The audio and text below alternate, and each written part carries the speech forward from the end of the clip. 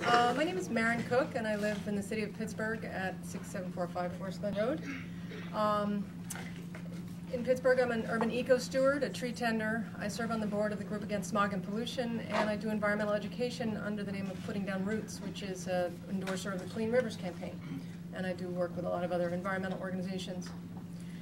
My family's fortunate to be able to live on the edge of Frick Park, and I can tell you the reason in one word: trees.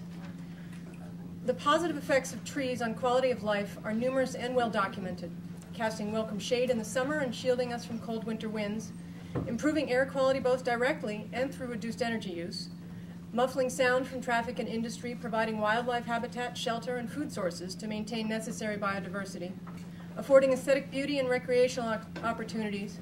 For all these reasons, increasing property values and hence the tax base. And most germane to the issue at hand, trees can contribute substantial reduction in erosion and flooding.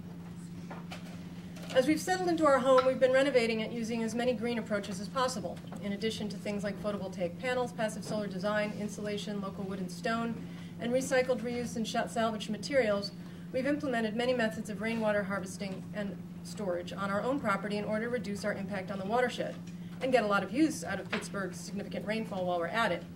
We have several rain barrels, a rain garden, and a roof garden, as well as productive multi-layered gardens all around the property, rather than pavement or lawn. Hundreds of people have visited our home to learn about permaculture, green building, renewable energy, and watershed issues, and many are working to shrink their own environmental footprint. Sewer overflows are more than inconvenient and unhealthy, they're dangerous. I was caught in street flooding the same afternoon that 4 people died on Washington Boulevard.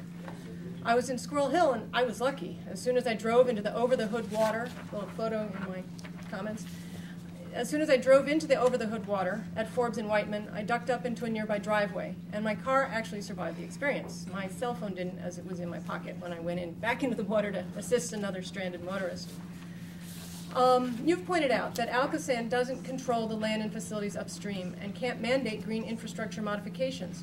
But through rate setting, discounts, and other incentives, you can certainly encourage greener, more distributed solutions such as permeable pavement, rainwater harvesting and storage, green roofs, increased open space and vegetation, and generally wiser, more affordable, and more sustainable development. And like trees and rainwater harvesting for crops and landscaping, most of these approaches have many other benefits as well. ALCOSAN has been educating the public about watershed issues for years, and it would be in line with your mission to follow through with your wet weather action plan. I'd also like to point out that the multiple municipalities comprising the ALCOSAN service area can be seen as an opportunity as well as a challenge. Individual municipal systems and rate structures can be tried out and the effects on outflow measured.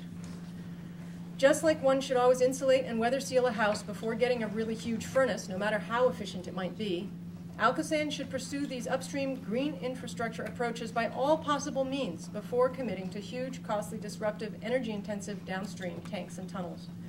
Thank you for your time and consideration, and I hope that you're able to reconsider your draft wet weather plan with more diverse avenues such as differentiated rates and other incentives to implement the green infrastructure that will benefit our region in so many ways. Thank you.